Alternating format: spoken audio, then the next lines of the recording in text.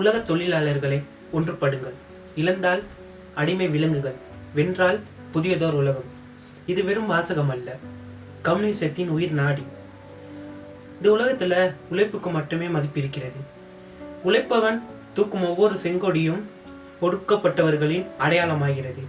இலங்கையில் பனி வீசும் மலையக மக்களின் முதலாளித்துவத்தின் அடக்குமுறைக்கு எதிராக முதலில் செங்கொடி தூக்கிய விதத்தை இந்த காணொளியில் பார்ப்போம்.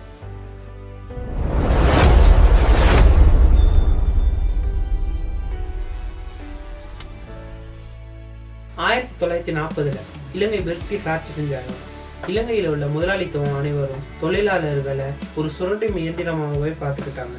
ஆனா அவங்களுக்கெல்லாம் தெரியல, இலங்கையில 1940 கம்யூனிசமும் கால் பதிச்சிருச்சுன்னு.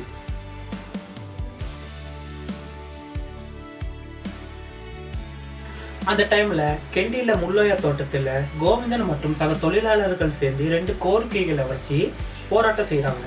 அந்த 2 கோரிக்கைகள் சொல்ல போனா ரொம்ப நியாயமானது.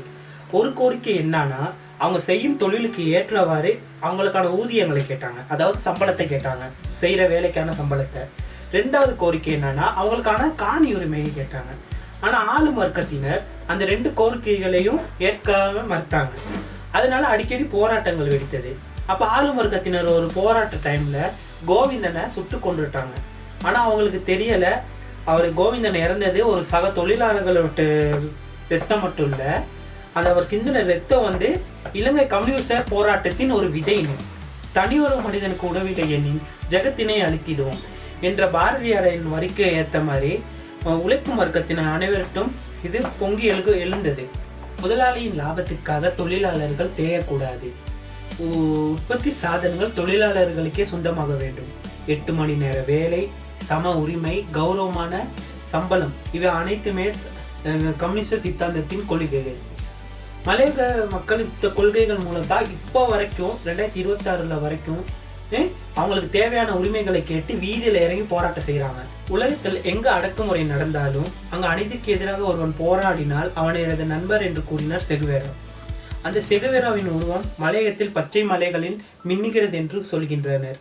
அவருடையது மட்டுமல்ல, போராட்டத்தில் உயிரை விட்ட கோவிந்தனை போன்றவர்களுடையது மின்னுகிறது என்று கூறுகின்றனர். ஆனால் எனக்கு ஒரு சந்தேகம், முள்ளோய கோவிந்தன் நமக்காக உயிரை விட்டவரை நமக்குள் எத்தனை பேருக்கு தெரியும்?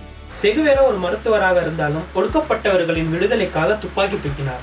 மண்டியிட்டு வாழ்வதை விட நிமிர்ந்து நின்று சாவதே மேல் என்ற அவருடைய தத்துவம் உலகத்தில் வாழும் ஒவ்வொரு உழைக்கும் வர்க்கத்திற்கும் உத்வேகம் அளித்துள்ளது. தொழிலாளர்கள் தங்கள் உரிமையை கைப்பற்றும் வரை முதலாளிகளின் சுரண்டல் ஓயாது. முள்ளோயா கோவிந்தன் ஒரு தொடக்கம், செகுவேரா ஒரு வழிகாட்டி, கம்யூனிசம் ஒரு பாதை. இந்த மே தினத்தில் அநீதிக்கு எதிராக குரல் கொடுப்போம். உழைக்கும் வர்க்கம் கைகள் ஓங்கட்டும். தொடர்ந்து இணைந்திருங்கள். உங்கள் நண்பன் கேடி கிஷோர்.